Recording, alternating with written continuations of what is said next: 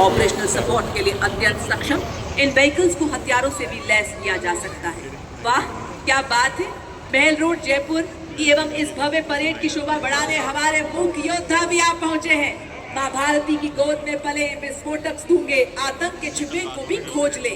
Indian breeds हो या foreign breeds, भारतीय सेना के ये भी है शूरवीर। सीमा पर ये दे पहरा, गर्मी सर्दी सहते भारत की धरती के ये। As the combined military band, corps of EME and the Bengal Engineer Group marches forward, every note they play becomes a salute to the soul of the nation, playing the timeless melody of Sare Jahan Se Acha Hindustan Hamara.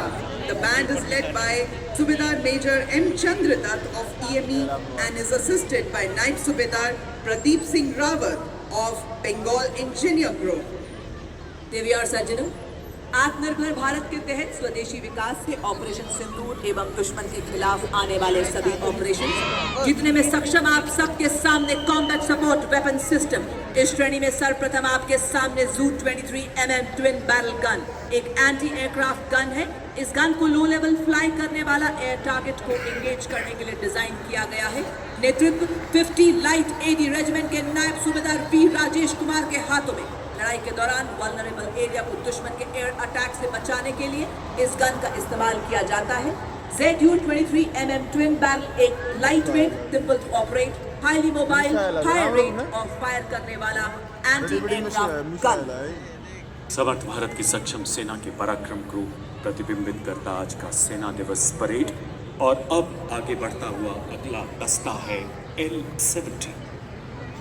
नेतृत्व captain Nitin Sharma द्वारा।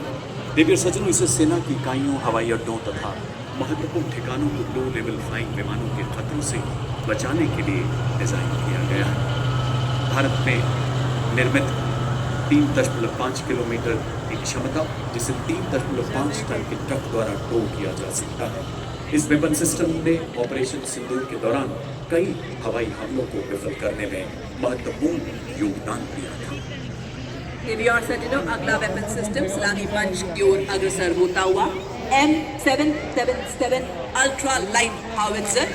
ये तो BAE system limited द्वारा निर्मित है और अत्यंत सटीकता से 155 राउंड फायर करती है, जिससे 40 किलोमीटर तक प्रभावी फायर पावर मिलती है। आधुनिक फायर कंट्रोल सिस्टम से लैस इसे हेलीकॉप्टर द्वारा लटकाकर किसी भी दुर्गम इलाके में डिप्लॉय किया जा सकता है। नेतृत्व 1881 मीडियम रेजिमेंट के लेफ्टिनेंट उज्जवल भट्ट द्वारा। वंदे मातरम की धुन में गूंजे आर्टिलरी का बेजोड़ साथी, विजय का ये संदेश सुनाता, इसमें बसता सेना का संकल्प अटल। अल्ट्रा लाइट हाउवित्जर है हर चुनौती में राष्ट्र रक्षा का मंत्र प्रबल। तस्मात् उत्तिष्ठ कौन्तेय की परंपराओं पर अग्रसर अर्जुन के धनुष की तरह शक्तिशाली अगला वेपन सिस्टम धनुष। नेतृत्व कैप्टन पीयूष पांडे द्वारा। इसे भारत में ही तैयार किया गया है। धनुष एक स्वदेशी रफूल है जो आत्मनिर्भर भारत का प्रतिनिधित्व करता है। अधिकतम रेंज 38 किलोमीटर, मारक क्षमता 15 सेकंड में 3 राउंड फायर करने की, उन्नत नेविगेशन प्रणाली, ऑटोमेटिक टारगेटिंग के साथ शूट एंड स्कूट तकनीक से लैस है। लंबी दूरी तक लक्ष्य को भेजने की क्षमता रखता है। दुश्मन के संचार केंद्र, बख्ताबंद सैन्य ठिकानों और किलेबंद रक्षा व्यवस्था को नेस्तुर नाबूद करने में पूरी तरह से सक्षम। अब आपके सामने 343 फील्ड रेजिमेंट के लेफ्टिनेंट टाम सत्यवीर की कमांड में अमोघ 155 mm advance toad artillery gun system दीर्घ दूरी तक सटीक प्रहार करने के लिए तैयार की गई।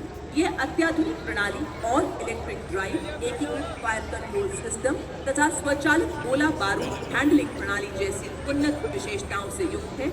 स्वदेश में ही निर्मित भारतीय सेना की आवश्यकताओं को ध्यान में रखते हुए DRDO द्वारा डिजाइन। इसकी लंबी मारक क्षमता 48 किलोमीटर है। बर्फ के हिम शिखर पर ये ना घबराए, रेत पे चलकर भी ये ना लड़खड़ाए, तूफानों का भी इसने किया सामना और जंगलों से भी गुजरता चला जाए। बन गया तन वज्र के समान अब इसका।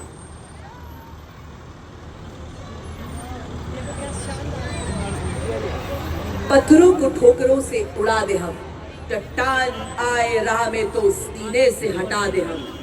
आए अगर कोई बाधा तो बढ़कर करें हम मुकाबला। आग बनकर हम चुनौतियों के पंख दे जला। हम हैं मॉड्यूलर ब्रिज, जिसकी कुल निर्माण क्षमता 40 किलोमीटर है। आज की परेड में मेजर टफी भट्ट द्वारा नेतृत्व इसे DRDO द्वारा डिजाइन किया गया है। अत्यधिक बहुमुखी और मजबूत मॉड्यूलर पुल का शामिल होना भारतीय सेना की पुल निर्माण क्षमताओं को बढ़ाने की दिशा में एक महत्वपूर्ण कदम है, क्योंकि इसे बहुत कम समय में तैनात किया जा सकता है और आसानी से वापस भी किया जा सकता है। यह उपकरण हमारी सेनाओं को बाधाओं को पार करने और हमारे इंजीनियर्स को पुल निर्माण क्षमता को बढ़ाने में मदद करता है। क्योंकि यह 8x8 वाहन पर लगा है, इसलिए ये अत्यधिक गतिशील है और हमारी मशीनीकृत टुकड़ियों के साथ तालमेल बनाए रखता है। मॉड्यूलर पुल का शामिल होना उपकरण डिजाइन और विकास में भारत की दक्षता को दर्शाता है और आत्मनिर्भर भारत के निर्माण के उद्देश्य को उजागर करता है। साथ ही रक्षा विनिर्माण में भारत के बढ़ते महत्व को भी प्रदर्शित करता है। बड़ी ही शान से सलामी मंच के सामने से गुजरता हुआ मॉड्यूलर ब्रिज का दस्ता, ये है आत्मनिर्भर भारत की शौर्य और स्वाभिमान का संदेश। दुर्गम क्षेत्रों तक सुरक्षित संचार प्रदान करने के लिए भारतीय सेना ने तरलता पूर्वक परिवहन योग्य एवं शीघ्र तैनात किए जाने योग्य SATCOM वाहनों को अपने बेड़े में शामिल किया। सलामी